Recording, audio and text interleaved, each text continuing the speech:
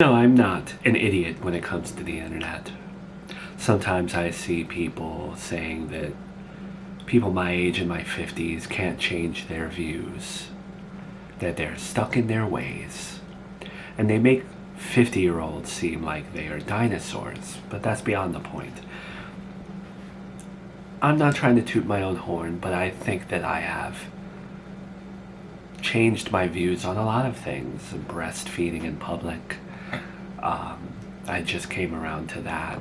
Certain gentle parenting techniques that you bring to the table, and a lot of other things that I won't tout here because it's just controversial to bring up a lot of the times, just between you and I. And I was never one to believe statistics, like studies, numbers. I'm always skeptical of that, but today I read a number that 36% of grandparents in the United States say they don't see their grandchildren for months or even less. And I'm part of that statistic. It's one of those statistics that are actually true.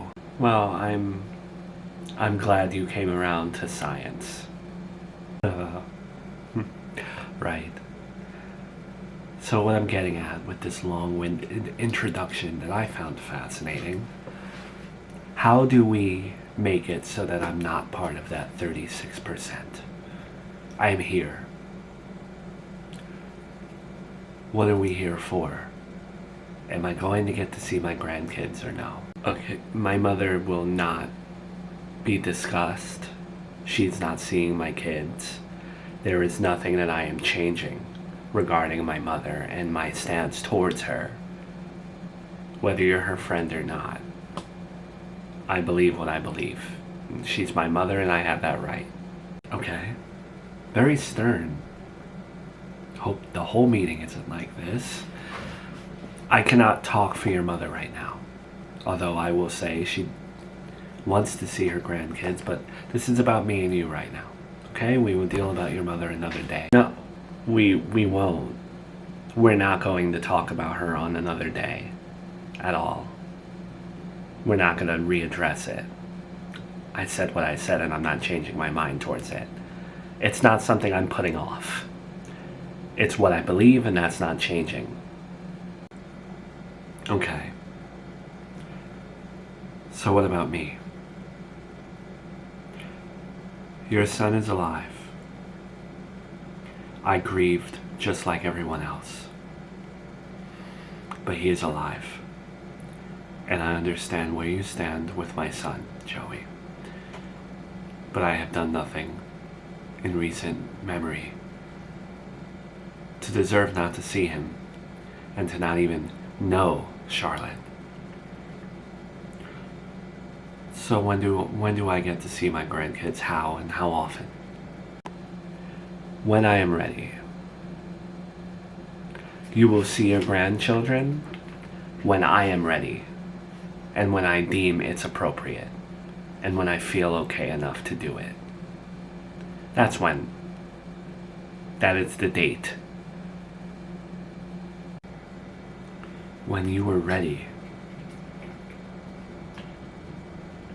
That's unacceptable to me. That is unfair to me. I don't have the rest of my life. You just said you were young. You just said 50, which I agree. Being in your 50s, you still have half your life left. You're still very young. Is it that you're looking to play games? Is that all you want to do? Because I don't understand what is with the tone, what is with the attitude. You are the one who snatched my grandson from my arms in a physical manner, like an animal. You wouldn't budge, so I did what I had to do. When it comes to my children, I do what I have to do, whether I like it or not, and whether it makes me look good or bad. I simply do what I need to do for them. Well, let's go back. Whether Joey was hiding Junior or not, Joey's home was his home, and you took Junior from his home. And you had no right. There is no custody agreement in place anymore. Joey had equal rights to Junior just as much as you do. And the only reason that you thought that you deserve him more is because you just do not like Joey. I will keep saying it. There are the people who don't like him personally that cannot separate whether or not he is a good father.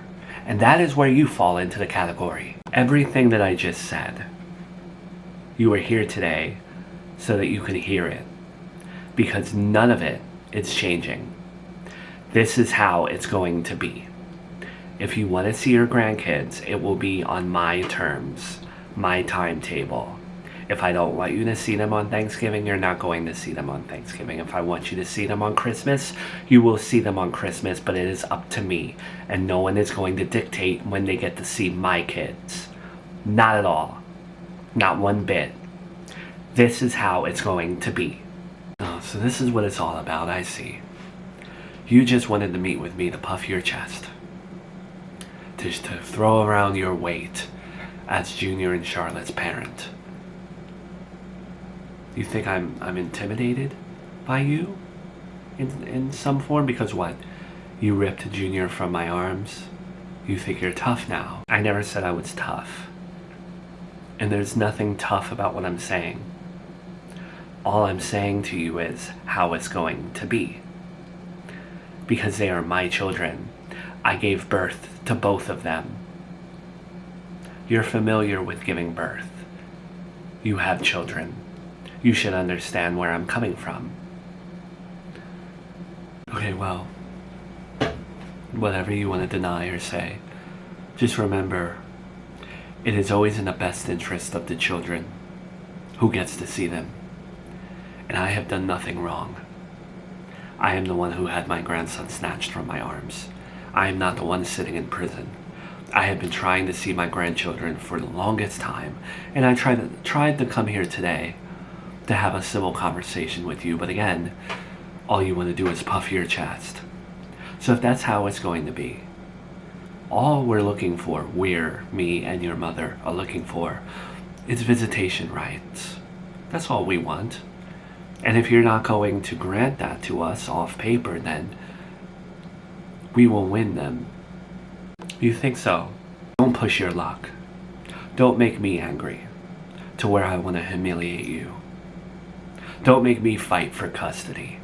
Don't make me prove myself to you. Not that I have to. It doesn't have to be this way. All I came here to do was have a civil conversation with you. You need to check your ego. We're in a different timeline. We're post Junior's death. I get to say how it's going to be. Oh, you think so? You really think so? That's why you had Charlotte ripped from your arms when you were sleeping. That's why you thought your son was dead and Brian's uncle tricked you, and you really think that you have it all together, and that just because you line yourself with my mom's money and put yourself in a concrete barrier against the world, bunkers always fall. So I'm not going to go fight for custody or fight for visitation rights, no. Now you pissed me off. What are you implying? Don't speak in riddles. Just say whatever you need to say to my face. What are you implying? Oh, we'll just have to wait and see. Because now you started a war with me. And I don't know if you know this. I do not know if you're aware of this. But back in the day when we were bickering, I had everything to lose. You had my grandkid hung over me. You had my son hung over me. If I didn't act the way you wanted around Thanksgiving, you could take it all from me. Well, guess what, sweetie? I have nothing to lose as a grandparent anymore. I don't have my grandkids. I don't have a boyfriend. They're all in the ground. And my son is in prison. There is nothing for me to lose and everything for you to lose. But remember that you started it. Remember this.